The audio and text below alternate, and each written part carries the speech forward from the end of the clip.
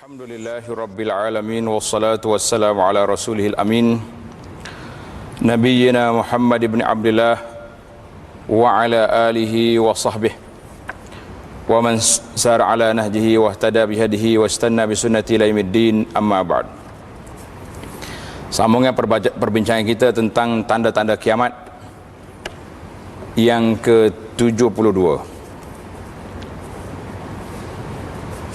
Tanda kiamat yang ke-72 iaitulah kasratul kazib, banyak penipuan ataupun pendustaan. Zaman kita hari ini, alamat kiamat ini memang sangat jelas. Karena itulah kita agak sukar bila dengar satu-satu berita yang berlaku, nak percaya ke tak nak percaya. Sampai peringkat bila mari kapal terbang jatuh ni, boleh percaya ke tak? Orang pun tak tahu. Dan hari ini orang sibuk dengan kehilangan sebuah kapal terbang. Biasanya hidup hilang kereta, bila hilang kapal terbang tu ajaib sikit lah. Jadi ada lagi benda-benda yang ajaib dalam dunia ini yang berlaku. Memang agak sukar untuk kita membuat penilaian. Kerana apa? Kerana kita tak tahu boleh percaya ke tak boleh percaya, boleh terima ke tak boleh terima. Tengok dalam kitab kita ni, banyaknya pembohongan ataupun disebut dalam bahasa Arab kasratul kazib, banyak penipuan. Al-kazib ataupun berbohong adalah satu perbuatan terkutuk, perbuatan yang sangat berat, dan seorang itu akan terus berbohong dan berusaha untuk berbohong sehinggalah dia dicatatkan oleh Allah sebagai seorang pembohong. Dalam hadis yang jelas Nabi kita sebut, sentiasalah orang yang berbohong ini berterusan dalam kebohongannya sehingga ditulis yuktabu indallahi kazzaba, ditulis di sisi Allah Ta'ala sebagai pembohong. Dan diriwayatkan daripada hadis Nabi SAW, yutba'ul mu'minu alal khisal kulliha illal khiyanah wal kazib. Orang-orang yang beriman boleh berusaha untuk mempunyai segala jenis sifat.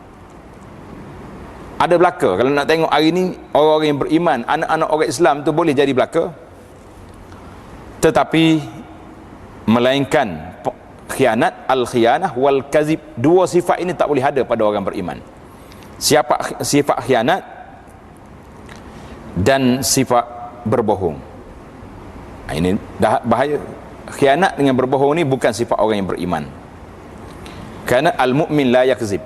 Orang beriman tak main, tak cakap bohong. Hadis ini riwayat Imam Ahmad dengan sanad yang dhaif. Jika Rasulullah sallallahu alaihi wasallam mendapati salah seorang daripada ahli keluarganya berbohong, maka baginda akan memulaukannya sehingga dia bertaubat. Itu orang biasa disuruh bertaubat. Macam mana kalau orang-orang besar berbohong, lagi dahsyat. Kerana pembohongan yang dibuat oleh orang besar ini lebih dahsyat kesannya kepada orang-orang yang di bawah. Salah satu tanda hari kiamat ialah pembohongan yang banyak berlaku dalam kalangan manusia. Seseorang itu tidak akan menahan dirinya daripada berbohong apabila dia bercakap, dan dia tidak akan mengesahkan dahulu apa yang dia sampaikan kepada orang lain. Ingat, perbuatan ini merupakan tambahan kepada sifat keji berbohong, kesan buruknya dan banyaknya pembohongan dalam kalangan manusia. Sangat jelaslah kepada kita hari ini, penyakit ini memang berleluasa. Dari Abu Hurairah radhiyallahu anhu, katanya Nabi sallallahu alaihi wasallam bersabda, yakunu fi akhiriz zaman dajjalun kazzabun, ila akhiril hadis. Pada akhir zaman akan muncul pembohong-pembohong besar yang datang kepada kamu dengan membawa berita-berita yang belum pernah kamu dengar dan belum pernah didengari oleh bapak-bapak kamu sebelumnya. Tak ada orang zaman dulu macam ni. Kerana itu, jauhkanlah dirimu dari mereka agar mereka tidak menyesatkanmu dan memfitnahmu. Hadis ini sahih, diriwayatkan oleh Imam Muslim. Jadi pembohongan yang berlaku di kemudian hari ini sangat dahsyat. Dalam apa bidang sekalipun, kita nak percaya macam mana. Pembohongan dalam bab perniagaan tinggi, pembohongan dalam bab politik lagi dahsyat, Pembohongan dalam agama pun banyak. Penceramah-penceramah bawa cerita-cerita mari kepada kita yang kita tidak tahu di manakah sumbernya. Masing-masing mengaku dia jumpa sana sini, akhir kali dibawa kepada masyarakat, yang masyarakat pun tak tahu nak percaya. Banyak hari ni kalau kita nak layan soalan-soalan masyarakat, dia mari tanya kepada kita, betul tak betul cerita ni? Ustaz tu kata, penceramah ni cakap. Kalau kita duk layan hak tu, jawabnya khijau ustaz ni, kau duk main betul dan tak betul cerita orang. Baiklah, kita tak usah duk cara hak ni, kita lebih baik mencari maklumat-maklumat yang betul, mengeluarkan pendapat-pendapat yang benar, hadis-hadis yang sahih, biar masyarakat ini dapat maklumat yang tepat dalam untuk panduan dalam kehidupan mereka. Dari Jabir, dalam kitab salah, Jabir tukar S jadi B, Jabir bin Samurah berkata bahawa Rasulullah sallallahu alaihi wasallam bersabda, inna baina yaday sa'ati kazzabin fahzaruhum, akan muncul pembohong-pembohong pada akhir zaman nanti, oleh itu jauhlah dirimu dari mereka. Pembohong yang muncul ini kita kena jauhkan. Dengar je orang bohong, jangan pergi. Banyak cerita yang timbul, tak tahu nak kata apa. Wa ma aktsarul ahadits wal akhbar wal qisas al gharibah, betapa banyaknya cerita-cerita dan berita-berita, dan betapa banyaknya cerita-cerita pelik yang terdapat sekarang, kerana manusia tidak dapat menahan diri mereka daripada berbohong. Allahu Akbar. Banyak. Dan menyebarkan, Rasulullah sallallahu alaihi wasallam beri amaran tentang mempercayai dan menyebarkan semua hal yang kita dengar. Penting buat kita untuk mengesahkan semua berita yang kita dengar sebelum menyebarkannya, supaya kita tidak tergolong dalam pembohong, justru mengikut jalan yang salah dan berdusta. Hari ini penyebaran khabar angin, kegagalan untuk mengesahkan berita dan menokok tambahkan atau menyembunyikan butiran-butiran adalah tidak lain dan tidak bukan hanyalah merupakan pembohongan, dan ia adalah satu perkara yang haram. Para jemaah sekalian, kalau kita nak tengok zaman kita ni disebut dengan zaman-zaman internet, berita yang masuk melalui Facebook ke, Twitter ke, WhatsApp yang hari ini, berapa peratus yang boleh percaya?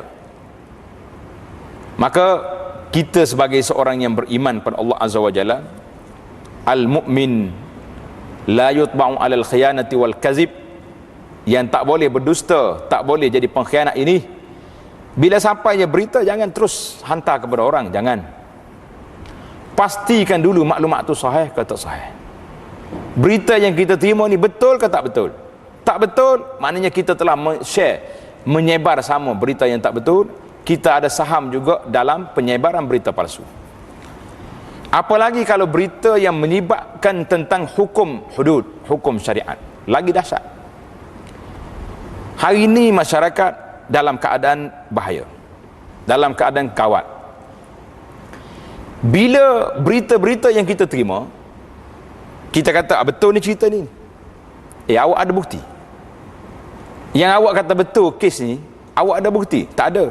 Kalau tak ada, kita membetulkan, membenarkan berita yang kita tak ada bukti, bermakna kita telah menyokong, share sama dalam perkara-perkara membuat tuduhan-tuduhan yang tidak ada bukti, yang kebanyakan tuduhan-tuduhan tersebut adalah pembohongan yang menyebabkan kita masuk dalam golongan dosa besar, kerana menyokong, membuat tuduhan kepada orang yang tidak ada bukti. So khabar ada, TV ada, biar dia yang tulis, dia ada bukti dia buat. Karena itulah kita pagi-pagi hari ini duduk belanja kita punya pahala kepada orang siang dan malam. Bila kita share gambar, bila kita like berita-berita yang tak betul, bermakna kita telah membuat satu tuduhan. Secara automatik pahala yang kita buat ini akan diberi kepada orang yang kita buat pembohongan terhadap mereka di akhirat nanti. Wal'iyazubillah. Para ulama mengatakan, orang yang paling kecewa nanti pada hari kiamat nanti, orang yang bila dia tengok pahala dia diambil oleh orang begitu saja. Ambil, orang ni mari kutip sikit, orang ni ambil sikit, akhir sekali tak tinggal apa dengan dia. Bila mari lagi ramai lagi orang ambil pahala kita, pahala dah habis, ketika itu akan ambil dosa itu campur atas kepala kita. Dia panggil hadis al-muflis. Jadi zaman banyak pembohongan, pendustaan ini, saya dan para jemaah sekalian berusahalah untuk tidak menjadi penyebar berita-berita bersu, berita-berita pembohongan, supaya kita tidak termasuk di kalangan orang yang berbohong, yang haram, yang dikutuk oleh Allah Azza wa Jalla. Itu tanda yang ke-72. Walaupun dia tanda, tapi tanda ini tanda yang sangat buruk, tanda yang keji. Sebagaimana anda sebut di awal dulu, ada tanda kiamat ini tak buruk. Macam kita kata meninggikan binaan, itu tanda kiamat, tapi bukan haram kalau kita buat dengan halal. Tapi tanda kiamat berbohong ini tanda kiamat yang dahsyat. Sama juga dengan tanda kiamat yang ke-73 ini, kasratu wuqu'ut tanakur bainan nas, berlaku tanakur,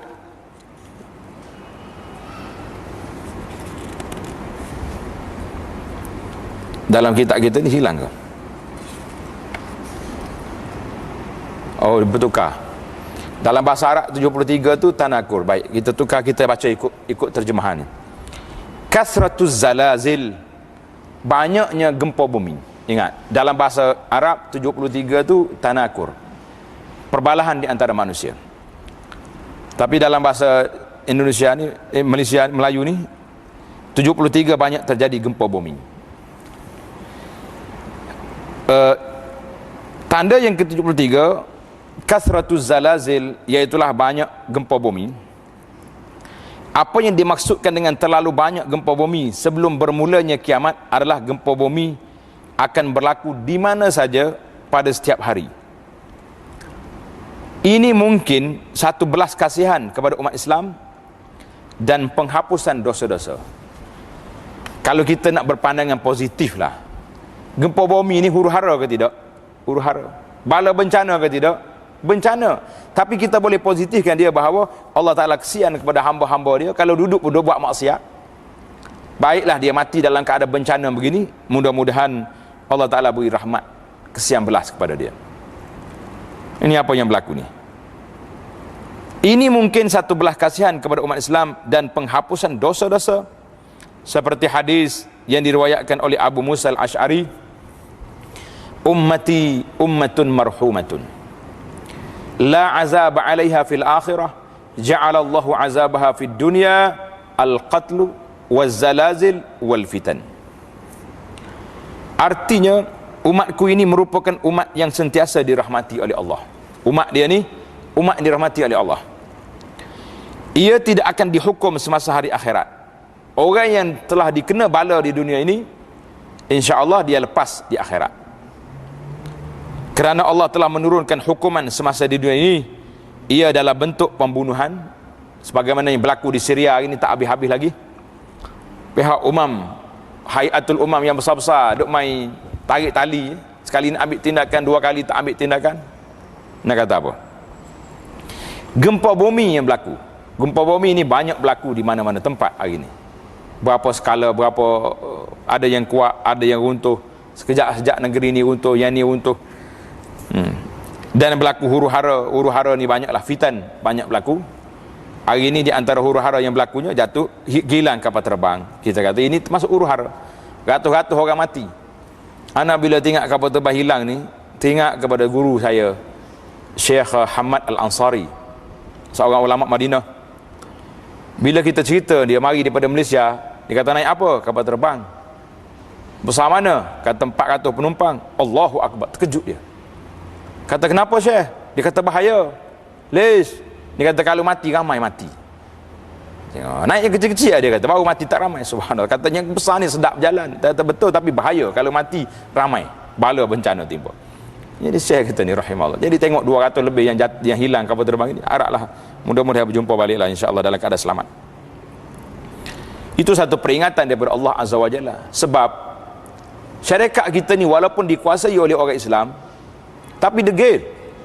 Nak hidang arak juga tak benar, anak-anak orang Islam tutup aurat, pramugari. Ini kedegilan yang Allah Ta'ala nak tunjuk pada mereka bahawa mu ingat, kalau hilang satu kapal terbang, banyak lagi boleh hilang. Jadi kita ingat, cuma sambil-sambil Allah Ta'ala beri peringatan, kita nak naik pun rasa takut jugalah. Nah, ingat ke bala bencana ni, kalau kena di bala, kalau dia mari Dia timpa semua sekali, orang baik dengan tak baik.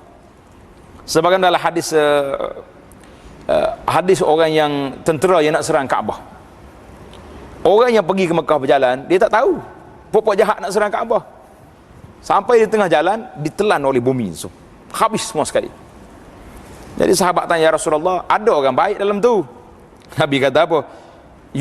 Yab'asullahu ala niyatihim. Allah Ta'ala bangkit mereka mengikut niat dia. Dia niat lagi Mekah umrah, bukan niat nak utuh Kaabah, maka dia bangkit dalam keadaan baik. Tapi yang jahat tu akan dibangkit dalam keadaan tak baik.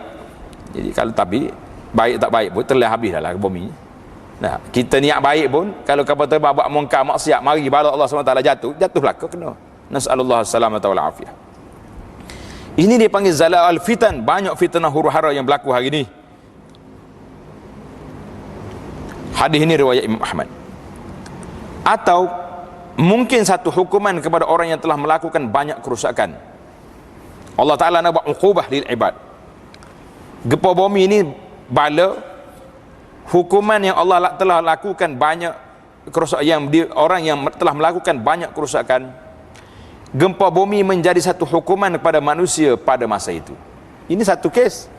Sama ada rahmat nak bantu orang ni dapat keampunan dosa, ataupun bala nak menyedarkan masyarakat yang tak sedar-sedar. Allahu Akbar. Abu Hurairah radhiyallahu anhu menceritakan sabda Nabi sallallahu alaihi wasallam, la taqumus sa'ah hatta yuqbadul ilm wa taksur zalazil. Tidak akan berlaku hari kiamat sehingga ilmu telah diangkat dan banyak terjadi gempa bumi. Zalazil, dia panggil gempa bumi ini banyak terjadi pada masa itu. Hadis riwayat Imam Bukhari.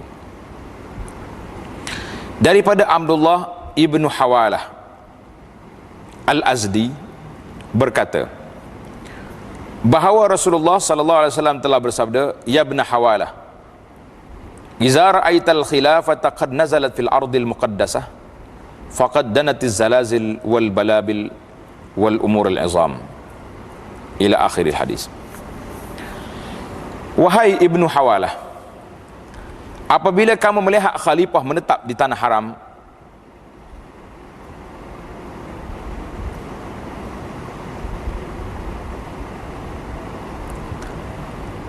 di tanah suci ini, gempa bumi, bencana dan peristiwa besar akan berlaku dalam masa terdekat. Dia tak hurai di sini di mana maksud dia Ardul Muqaddasah ni. Sama ada Baitul Maqdis, ilal Ardul Muqaddasah, mana Baitul Maqdis, ataupun di tanah haram. Pada hari itu kiamat akan menghampiri manusia lebih hampir dari tanganku ini kepada kepala kamu. Jadi Nabi kata dekat dengan kamu. Waktu itu waktu banyaknya berlaku zalazil, gempa bumi. Hari ini pun kalau kita tengok banyak dah berlaku. Sekejap-sekejap ada gempa bumi, sekejap ada gempa bumi. Ataupun apa, tanah runtuh. Kalau tempat kita ni tak ada gempa bumi, bukan lorong dia sini, tapi tanah runtuh pula. Tanah runtuh, bukit runtuh, bangunan runtuh. Ini pun termasuk dalam huru-hara yang berlaku di akhir zaman. Yang ke-74, wuqu'ut tanakur bainan nas, berlaku pertelingkahan sama-sama manusia. Ini banyak jadi.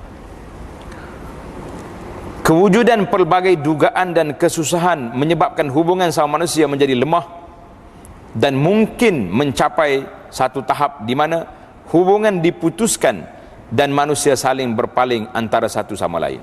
Subhanallah. Hari ini memang meluas tajuk ni. Menyebabkan manusia menjalinkan hubungan antara satu sama lain itu semata-mata untuk kepentingan dunia. Kita berkawan kalau ada projek. Kalau tak ada projek, lari. Ini berkawan kerana dunia. Tidak ada lagi al-ukhuwatu fillah, berkasih sayang kerana Allah, sudah hilang.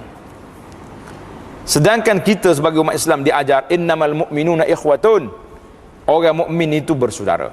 Orang mukmin bersaudara. Kita tak jadi bersaudara dengan sama kita, yang adanya kita kelahi sama kita. Huzaifah ibnul Yaman radhiyallahu anhu, dia tanya Rasulullah sallallahu alaihi wasallam berkenaan kiamat. Huzaifah ni kalau nak kenal dia, tanda sikit, dia panggil pemegang rahsia Nabi. Huzaifah bin Al-Yaman, pemegang rahsia Nabi. Apa rahsia yang dia pegang? Dia banyak tanya Rasulullah sallallahu alaihi wasallam tentang perkara-perkara yang tak baik. Orang lain pergi tanya yang baik, Rasulullah apa kelebihan solat, apa kelebihan-kelebihannya ni, amalan-amalan bawa syurga. Huzaifah kata, aku pergi tanya Nabi perkara yang tak baik, makhafata an yudrikani, kerana aku bimbang ditimpa ke atasku benda yang tak baik. Nasib baik juga ada pakar yang tanya tentang tajuk ni, kalau tidak kita pun tak dapat maklumat kan. Huzaifah kata apa? Bila Nabi kita ditanya, Nabi kita jawab apa? Ilmuha inda rabbi la yujalliha liwaqtiha illahu. Sesungguhnya pengetahuan mengenai kiamat itu hanyalah ada di sisi Tuhanku. Tidak ada sesiapa pun yang dapat menjelaskan kedatangannya pada waktunya melainkan Allah. Tak ada siapa boleh tahu. Tidak ada orang yang boleh meramalkan masa depan apa yang akan berlaku, kerana Allah Ta'ala yang maha mengetahui. Tetapi Nabi tak putuskan setakat itu saja cerita, tetapi akan aku beritahu tentang tanda-tanda yang akan berlaku sebelum terjadinya kiamat. Sebelum terjadinya kiamat, apa tanda berlaku?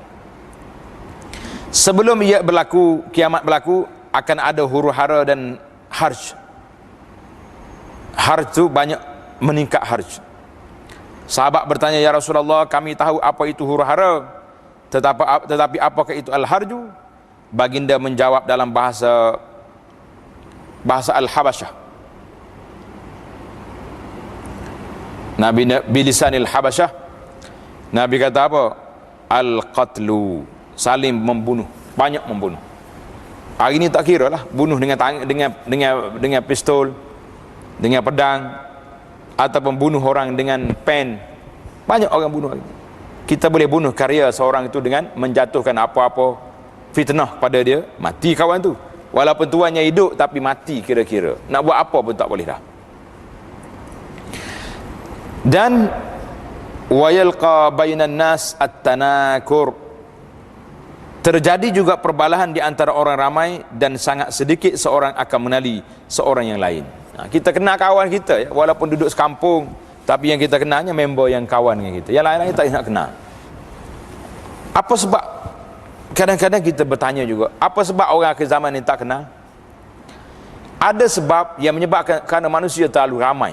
Dulu dalam satu kampung, nak solat Jumaat tu cukup-cukup bilangan yang 40 orang, 50 orang. Sekarang ni satu daerah sampai 2,000, 3,000 orang yang pergi solat Jumaat. Jadi boleh jadi sebab ini pun tak kenal. Satu kes. Kes yang lain lagi sebab hati terluka, hati tak bersatu, yang menyebabkan orang tak kenal siapa orang. Hadis ini riwayat Imam Ahmad.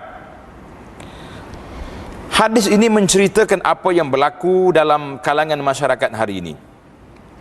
Ramai yang tidak mengenali saudara-saudara, saudara mara, sehingga kan seorang itu bertemu dengan anak-anak saudaranya dan tidak mengetahui apa yang mereka itu saudaranya. Tak kenal, ni warismu ni keluarga kita ni, family kita ni, tak tahu anak siapa. Memang berlaku jelas.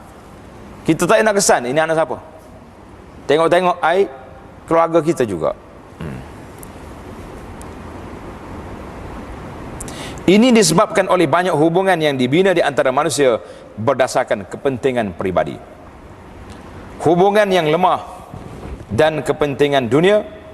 Perkara ini telah menular pada zaman kita. Hubungan-hubungan ini dijalin dengan cepat dan diputuskan dengan cepat.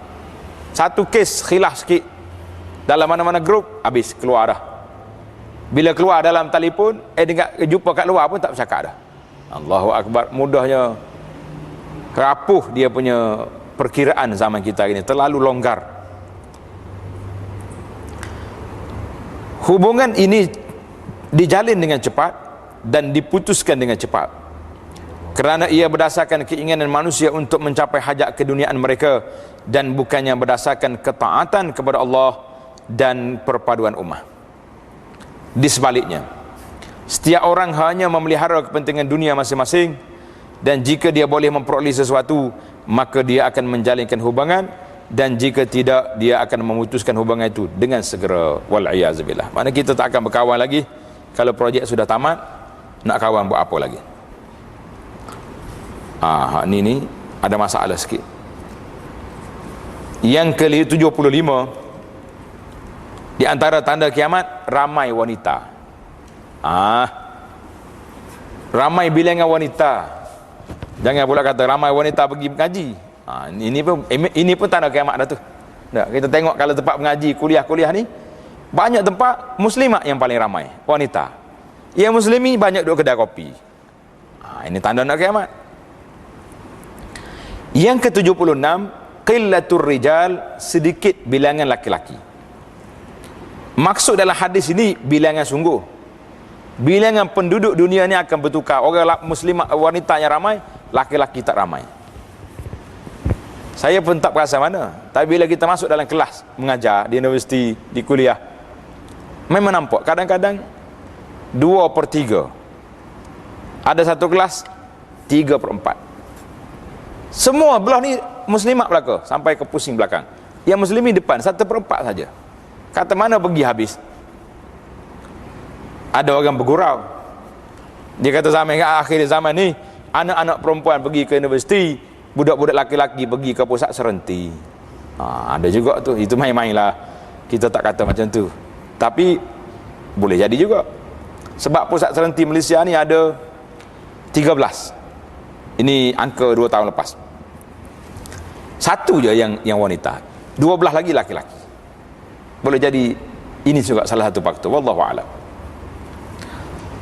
Yang pentingnya kita minta doa dengan Allah SWT, semoga Allah Ta'ala selamatkan kita dan keluarga kita daripada terjebak ke lembah yang keji, mungkar dan maksiat.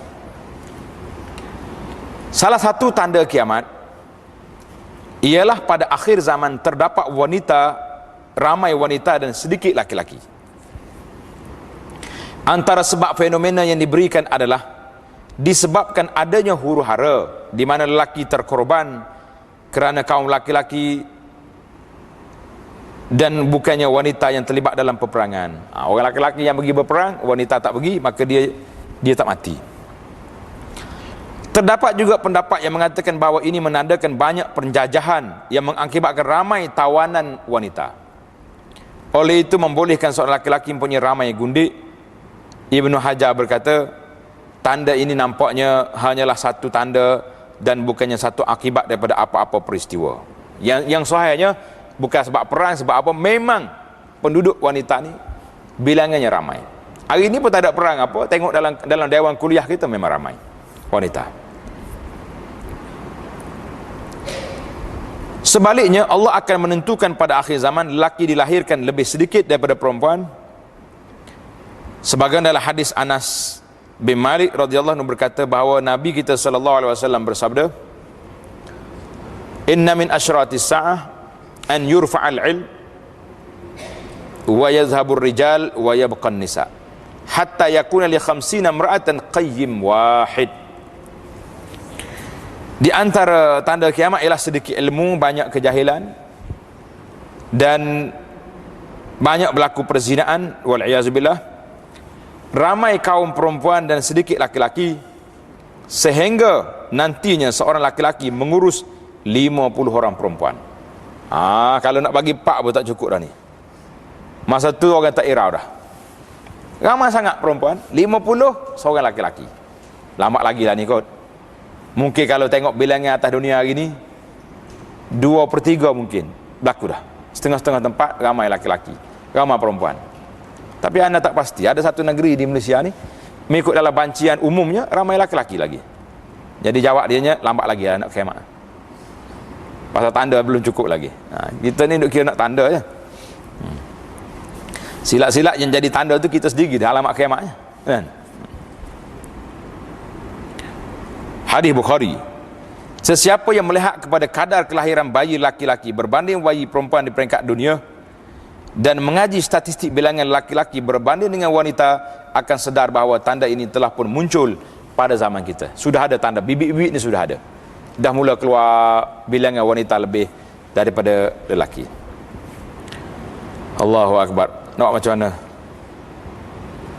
Setengah orang dia pergi cari ubat macam-macam dah.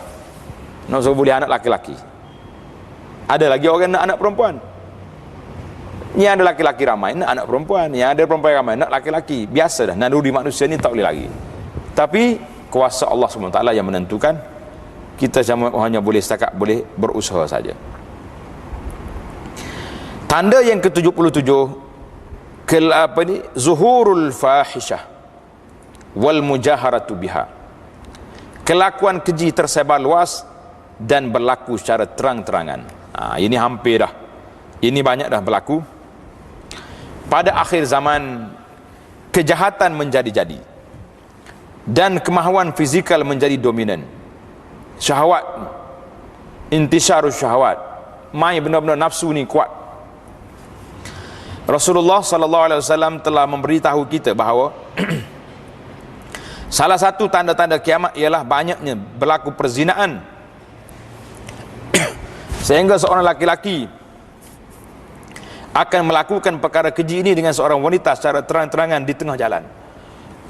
Dia akan berlaku terang hari ini berlaku. Kita yang tak pergi disko, tak pergi tempat maksiat ni tak nampak lah.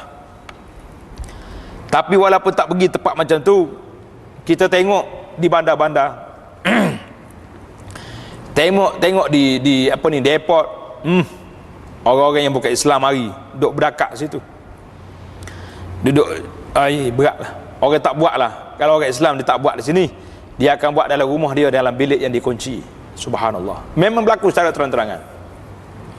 Kalau nak tengok filem-filem pula, Allah nas'alullah as-salamah, memang sangat dahsyat.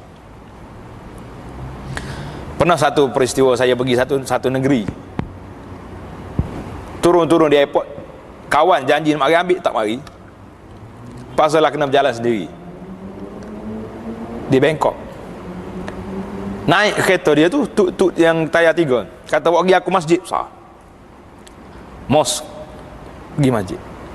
Dia bawa round kita macam-macam tempat pergi, masuk dalam kampung, masuk dalam taman bunga, masuk Allah, dalam perjalanan, berjalan-jalan ni tengok belakang. Memang betul-betul masuk kita tengok dalam kandang kambing. Ni perbuatan maksiat yang mungkar sangat jelas. 1 jam duk pusing sana pusing sini, akhir sekali ingat ke sampai masjid, bolehlah cari makan. Rupa-rupa dia pergi bawa tempat ketik tok ca, dia hok besar sekali.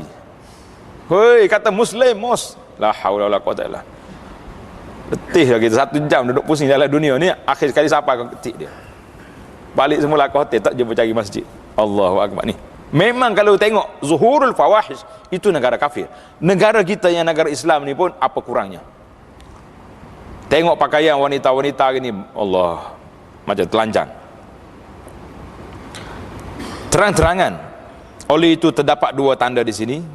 Nabi sebut di sini ada 2 tanda.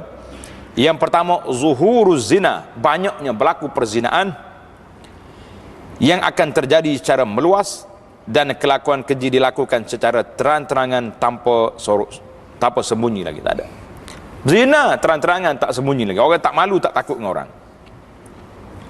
Abu Hurairah radhiyallahu anhu berkata, ada riwayat yang menyebut di sini, tidak akan berlaku kiamat sehingga tidak ada seorang pun yang tinggal di atas muka bumi ini yang disukai oleh Allah. Allahu akbar. Dan sehingga kamu melihat perempuan di siang hari melakukan persetubuhan secara terbuka di tengah-tengah jalan, dan tiada siapa yang menghalang atau cuba untuk merubahnya. Allahu akbar. Orang nak ubah tak berani. Orang yang paling mulia di antara kamu pada hari itu adalah mereka yang berkata, mengapa kamu mengambil perempuan itu pergi? Kenapa tak ambil dia? Ambil ni, tak tepi ni. Itu yang paling baik dah tu. La ilaha illallah. Dia akan menjadi seorang di kalangan mereka seperti Abu Bakar dan Umar di kalangan kamu. Orang yang berani mencegah kemungkaran pada waktu itu, darjat dia macam darjat Sayyidina Umar dengan Abu Bakar di zaman sahabat. La ilaha illallah. Takut saya nak tegur, takut. Kita tengok orang tak pakai dedah aurat, pakaian yang melampau sangat ni, berani pergi tegur kita? Tak berani. Tapi orang berani ni darjat yang tinggi di sisi Allah Azza wa Jalla. Buatlah berani, memberanikan diri untuk menegur kemungkaran dan sebagainya. Tak usah kata apa, kita hari ni memberanikan diri, tegur-tegur sikit kot dalam Facebook. beratus orang masuk attack kita kat bawah tu. Awak ni siapa lah, apa benda lah awak ni menimbulkan kecelaruan, tak pekak. Wah, tak. Nak tegur kat luar tak berani, tegur kat dalam Facebook lah. Dia ikut angin orang muda-muda gini. Itu pun kena dah. Kena marah juga. Hadis ini diriwayat dan disifatkan sebagai sahih oleh Al-Hakim. Az-Zahabi mengatakan hadis mungkar, hadis mungkar. Dan kata Syekh Albani dhaifun jiddan, terlalu lemah riwayat tadi. Walaupun hak tu lemah, ada hadis ini disokong dengan hadis yang lain yang muttafaq alaih, inna min asyratis sa'ah an yurfa'al ilm wa yazharul jahl wa yushrabul khamr wa yafshu zina. Memang ada hadis sahih, di antara tanda kiamat ialah sedikit ilmu, banyak kejahilan, arak diminum secara berleluasa, berlaku banyak perzinaan. Gilah negara Islam mana pun, banyak kita tengok arak-arak ni memang dijual secara meluas.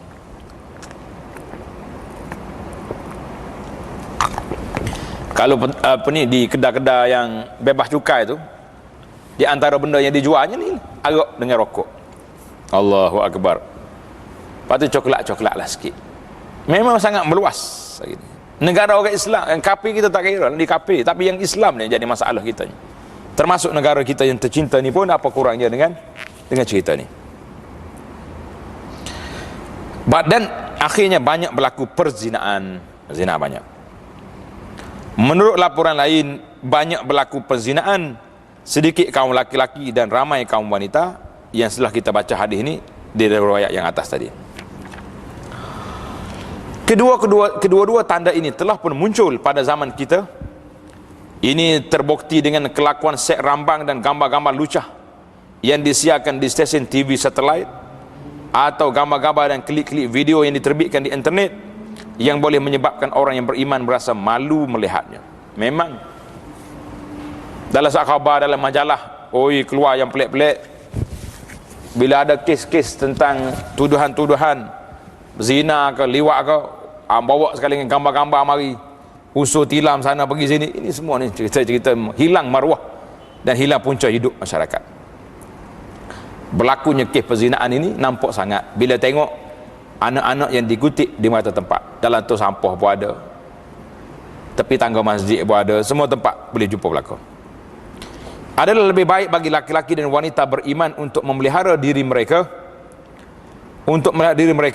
menundukkan pandangan mereka dan memelihara kesucian diri mereka, berhati-hati akan bergaul dengan orang-orang yang tak bermoral, sementara sentiasa berdoa kepada Allah Azza wa Jalla yang Maha Besar dan Maha Agung untuk perlindungannya. Ini insya-Allah kita sama-sama berdoa, minta Allah Ta'ala beri kepada kita al-ismatu wal-afaf, baik diri kita, baik nafsu kita daripada terjebak kepada perkara yang sangat dahsyat ini.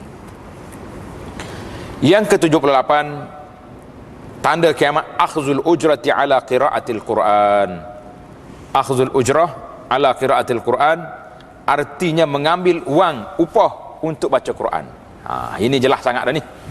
Sekarang ni memang sangat-sangat timbul borang-borang dalam melalui internet banyak, yang ditampar di masjid-masjid banyak, iaitulah siapa dia nak hantar pahala kepada mak ayah dia, saya bayar package 150, 300, 500 ringgit. Ini tanda kiamat. Dulu ada, tapi taklah macam ni. Bila suruh orang-orang baca Quran kat rumah dia, bila berlaku kematian, sikit-sikit bagi kain sarung, bagi duit, bagi pulut, taklah meluas. Tapi hari ni dah jadi komersial. Iklan besar-besaran dalam surat khabar, dalam majalah lagi, di tangga masjid terlalu banyak. Baca Quran, khatam Quran di Mekah pula tu. Itu satu kes. Lagi tinggi darjat, nasib baik dia tak buat iklan khatam Quran atas Jabal Nur, dalam gua tempat Nabi bertapa. Lagi tinggi darjat. Banyak berlaku. Yang dulu kita ingat khatam Quran begitu ya. Yang terbaru ni pula air jampi 300 khatam Quran ke apa dia? 300 hafiz ke? Allah, banyak. Ini tanda kiamat. Membaca Al-Quran merupakan satu ibadah di mana seorang itu cuba merapatkan, bertakarrub kepada Allah. Kita baca Quran nak takarrub kepada Allah. Prinsip asas ibadat ialah ia tidak boleh dilakukan untuk memperolehi dunia. Kenapa ngaji Quran? Dapat duit. Kenapa solat? Dapat duit lah. Quran, solat, puasa kerana Allah Azza wa Jalla. Di sebaliknya ia dilakukan demi hari akhirat, mencari rahmat Allah yang Maha Agung. Kita buat ni untuk akhirat. Salah satu tanda-tanda kiamat ialah manusia akan mengaji Al-Quran dengan suara yang merdu di majlis-majlis kematian dan di upacara-upacara istimewa, supaya mereka dapat mengenakan bayaran untuk membaca Quran. Allah, hari ini berlaku ke tak berlaku? Kalau di negara Arab ni, bawa ni tukar lagu ni, pergi berlagu di majlis-majlis kematian. Kita tempat kita sini taklah lagu tu, tapi pasal lain pula. Imran ibn Husain radhiyallahu anhu, seorang sahabat, menceritakan bahawa beliau lalu di sebelah seorang laki-laki yang sedang baca Al-Quran kepada beberapa orang. Dia lalu tengok orang yang duk baca Quran, dan apabila dia habis membaca, dia minta wang daripada orang ramai. Sudah baca, mari duit. Berapa bayar? Berapa dia punya fees? Imran berkata, inna lillah wa inna ilaihi raji'un. Bala ni baca lagi ni. Aku dengar Rasulullah sallallahu alaihi wasallam bersabda, dia kata apa? Man qara'al Quran falyas'alillaha tabaraka wa ta'ala bihi fa innahu sayaji'u qaumun yaqra'una al-Quran yas'aluna an-nasa bih. Bacalah Al-Quran dan mintalah kepada Allah dengan Al-Quran itu. Minta dengan Allah Ta'ala pahala, keberkatan hidup kita, apa saja. Sebelum datang kelompok manusia yang baca Quran, kemudian meminta kepada manusia dengan Al-Quran. Hari ni orang baca Quran, duk minta duit. Ini berlaku dah ni. Zaman kita ni sangat berlaku dah. Hadis ini diriwayat oleh Imam Ahmad dengan sanad yang hasan. Jabir bin Abdullah radhiyallahu anhu berkata bahawa Rasulullah sallallahu alaihi wasallam telah keluar berjumpa kami ketika kami sedang membaca Al-Quran, dan terdapat seorang badui dan bukan Arab dalam kalangan kami. Baginda bersabda, wa final a'rabi wal a'jami, orang badui dan orang ajam. Nabi kata, iqra'u fakullun hasan wa sayaji'u aqwam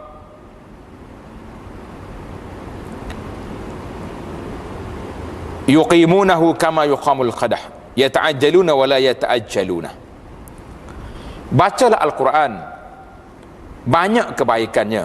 Nabi kita ajar, akan muncul satu golongan yang sengaja mengindahkannya seperti mereka mengindahkan hidangan dengan pinggan-pinggan yang cantik. Mereka akan bersegera untuk mendapatkan ganjarannya, dan mereka tidak akan berlengah dengannya hingga hari kiamat. Apa arti di sini? Tengok nota kaki dia. Apa yang dimaksudkan di sini ialah mereka akan melampaui batas dalam mencantikkan bacaan mereka bagi menunjuk-nunjuk. Allah kuat taranum sana taranum sini, mendapatkan reputasi yang bagus dan menjadi terkenal. Akademi itu akademi ini, seolah-olah seorang daripada mereka menghidangkan pinggan-pinggan yang cantik. Hias Al-Quran dengan bacaan, dengan tulisan-tulisan, tetapi mereka tak tunggu yang akhir. Apa yang dimaksudkan di sinilah mereka cepat minta ganjaran mereka dalam bentuk wang dan pujian daripada orang ramai. Dan mereka tidak melengahkannya sehingga mereka menerima ganjaran dan keredaan Allah Azza wa Jalla di hari akhirat kelak. Hadis ini diriwayat oleh Abu Daud dengan sanad yang sahih. Ini berlakulah peristiwa ini, tanda kiamat ini sudah besar. Karena itu kita rasa cemas dengan suasana yang berlaku hari ini, iaitulah banyak orang baca Quran bukan kerana Allah, tapi kerana sesuatu. Al-Quran tidak dibaca lagi untuk menghidupkan hati, tapi Al-Quran dibaca untuk apa dia? Dibaca kepada ayam, baca kepada lembu, baca kepada air. Banyak berlaku ni. Tengok dia tulis, ayam ini telah dipelihara dengan bacaan Al-Quran. Ayam dengan Quran pula dah. Bila Tuhan waktu Quran ini untuk ayam? Belilah air lembu kami, kambing yang kami bela ni, kerana kambing ini telah diperdengarkan Quran. Madu lebah sama juga, lebah telah dengar Quran hari-hari. Ini hak terbaru pula ni, Quran dia apa ni, solar pula. Dia buat solat atas ni, pergi pacak dekat kubur. Jadi Quran tu duk baca ke kubur mak dia tu. Mak dia dengar Quran tu, Quran hak dia baca. Anak dia tak baca sekali abut pun. Dia suruh solat tu baca Quran. Ini semua ni bala akhir zaman, tanda-tanda nak kiamat yang cukup dahsyat. Kalau sayang sungguh pada membaca Quran sendiri, bukannya suruh solat tu kaset pergi baca. Ya, mana ada pahala kaset baca Quran. Dia besi apa ni, kayu dia tu. La ilaha illallah. Allahu akbar. Kita sangat gerun di akhir zaman ini. Tanda yang ke-79, annan nasa yaksuru fihi musiman. Aha, ni sensitif sikit ni, minta maaf lah. Iaitulah menularnya obesity. Lebih timbangan. Ramai orang gemuk di akhir zaman. Kalau berjalan tegak letih belakang ni, ngongek jalan, nak makan berat ni, makan banyak. Imran ibn Husain radhiyallahu anhu meriwayatkan daripada Nabi sallallahu alaihi wasallam, hadis yang sahih muttafaqun alaih. Nabi kata, khairu ummati qarni summa alladhina yalunahum summa alladhina yalunahum, ila akhiril hadis. Yang paling mulia di antara umatku ialah mereka yang hidup bersama dengan generasi aku, yang kurun yang pertama, kemudian mereka yang hidup selepas itu, kemudian mereka yang hidup selepas itu. Nah, itu 3 kali Nabi kita sebut summal ladzina yalunahum. Kemudian mereka yang hidup selepas itu memberi kesaksian bahawa apabila kepada mereka yang tidak diminta berbuat begitu, yashhaduna wa la yustashhadu. Hidup jadi saksi, orang tak suruh jadi saksi. Macam saksi macam kita hari ni, orang tak suruh dia dakwah, dia bersumpah dah, cari Quran bersumpah dalam masjid, macam-macam benda. Yakhunun wa la yu'tamanun, mereka menjadi tidak jujur dan tidak amanah. Naknya yanzurun wa la yufun, mereka akan membuat nazar, sumpah dan memungkirinya. Alhamdulillah, tuan-tuan boleh tengok dalam Abu Anas Madani YouTube, saya dah buat siri-siri khutbah Jumaat menjawab isu masyarakat. Siri yang pertama tentang sumpah, boleh tak boleh sumpah. Siri yang kedua nazar. Jadi panjanglah cerita nazar ni, tuan-tuan boleh tengok rakaman di situ. Nazar, insya-Allah ada maklumat dan ada panduan. Ni kita bernazar saja ni, nak makan kambing lah, nak makan unta lah, akhir sekali tak makan-makan pun. Nak puasa sebulan, nak puasa 10 hari tak buat. Ini orang bernazar ramai, berjanji ramai, tak tunai.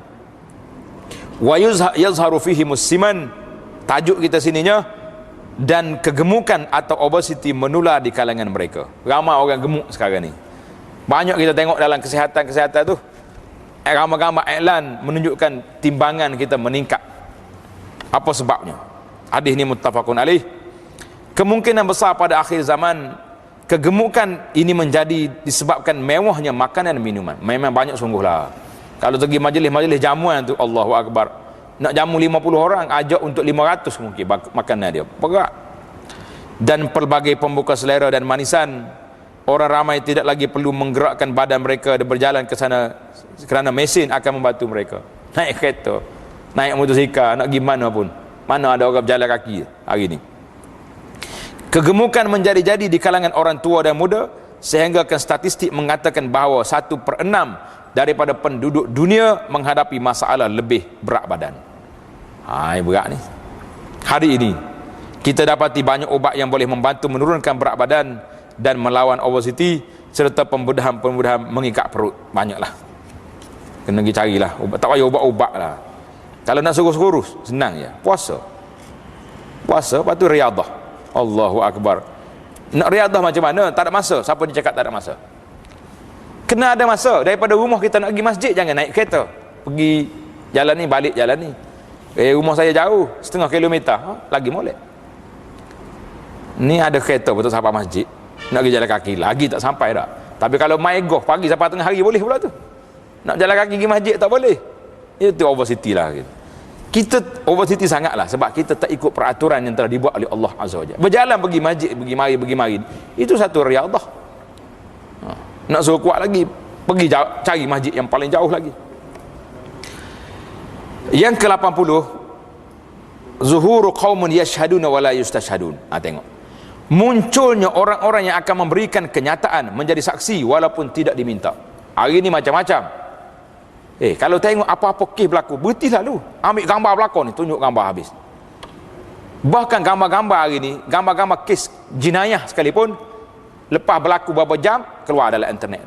Siapa dia suruh kamu keluarkan gambar-gambar orang yang dibunuh, mati dalam keadaan sedemikian, gambar orang tergantung jumpa mati, kita sebarkan. Ini mengaibkan orang. Nak jadi saksi tanpa diminta. Kalau orang minta baru tunjuk. Ni tak semua benda kita tunjuk belaka. Jumpa gambar dalam mana-mana atas dunia ni, dalam internet, dalam Facebook, bawa belaka. Sedangkan benda ni benda yang mengaibkan orang. Ini tanda kiamat. Wa zuhur qaumun yanzuruna wa la yufun, munculnya orang yang berjanji, bernazar, bersumpah, kemudian memungkirinya. Allahu akbar, banyaklah sekali. Saya tanya janji juta selalu, lepas tu tak buat-buat pun. Kedua-dua tanda ini dalam hadis yang diberikan sebelum ini. Hadis yang kita baca tadi telah sebut. Kemudian mereka akan hidup selepas itu memberi kesaksian.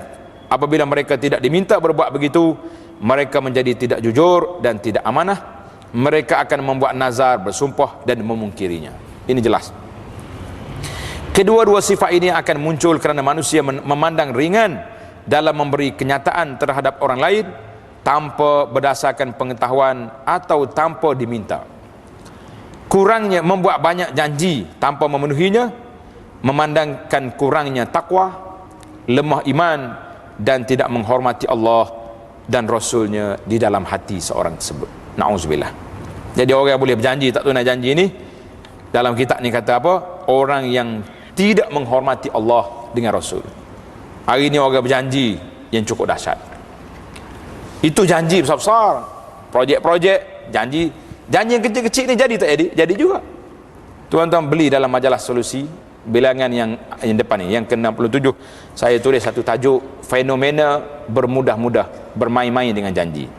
Ini nasihat untuk saya dan juga kepada sahabat-sahabat kita, para pendakwah yang kadang-kadang sewenang-wenangnya tak pergi tempat kuliah tanpa notis, tanpa sebab.